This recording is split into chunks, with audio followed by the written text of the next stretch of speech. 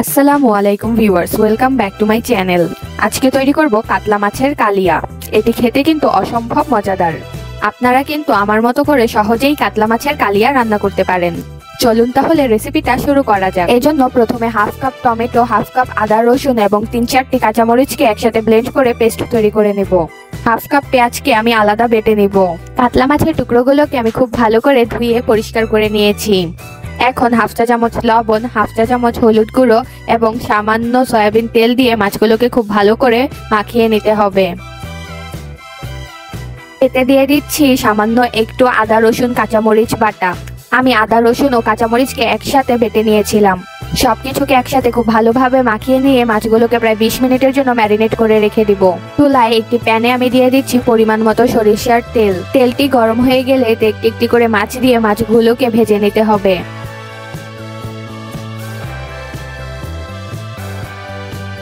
এক পাশ হয়ে গেলে মাছগুলোকে উল্টিয়ে দিতে হবে।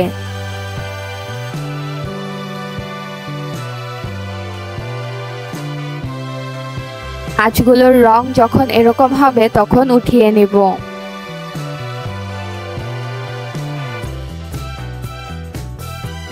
একই প্যানে আমি দিয়ে দিচ্ছি একটি তেজপাতা, একটি জয়ত্রী, একটি দারুচিনি এবং 2টি এলাচ। দিচ্ছি 3-4টি লবঙ্গ। আরো দিয়ে দিচ্ছি প্রায় 1 কাপ পেঁয়াজ কুচি। পেঁয়াজটাকে খুব ভালো করে ভেজে নিতে হবে। পেঁয়াজের রং যখন এরকম বাদামি হয়ে যাবে তখন এতে দিয়ে দিব প্রায় হাফ চা চামচ চিনি। এতে করে কাতলা মাছের কালিয়ার রংটা কিন্তু খুব সুন্দর আসবে। চিনিটা গলে যাওয়ার পর এতে দিয়ে দিব প্রায় হাফ কাপ পেঁয়াজ বাটা। সবকিছুকে নেড়েচেড়ে খুব ভালো করে ভেজে নিতে হবে।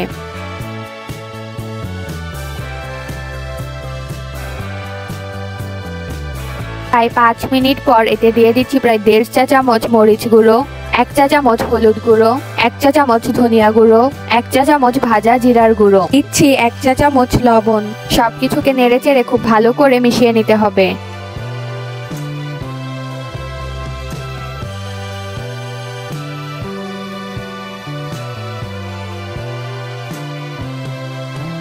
মশলাগুলো থেকে যখন এরকম তেল ছেড়ে দিবে তখন দিয়ে দিব তৈরি করে রাখা টমেটোর পেস্টটি। আমি এখানে প্রায় 1 কাপ টমেটো এবং আদা রসুন বাটার পেস্টটি দিয়ে দিচ্ছি। সবকিছুকে খুব ভালোভাবে একসাথে মিশিয়ে নিতে হবে।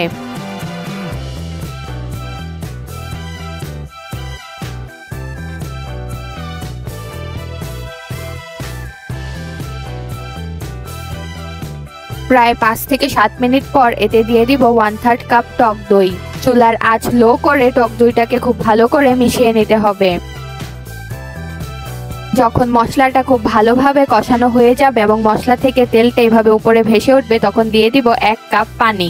একটু নেড়েচেড়ে মিশিয়ে নিতে হবে।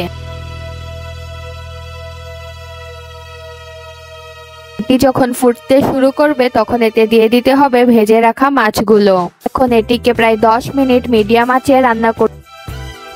10 মিনিট পর এতে দিয়ে দিচ্ছি 1 চা চামচ ঘি। আরো দিয়ে দিচ্ছি হাফ চা চামচ গরম মশলা। সবকিছুকে খুব ভালো করে মিশিয়ে নিতে হবে। এটিকে আরো 3-4 মিনিট রান্না করে চুলা থেকে উঠিয়ে নিব। তৈরি হয়ে গিয়েছে অসম্ভব মজাদার কাতলা মাছের কালিয়া। দেখতেই পাচ্ছেন এর রংটা কি সুন্দর হয়েছে। আশা করি আমার এই ভিডিওটি আপনাদের ভালো লেগেছে। ভালো লেগে থাকলে আমার চ্যানেলটিকে এখনই সাবস্ক্রাইব করুন।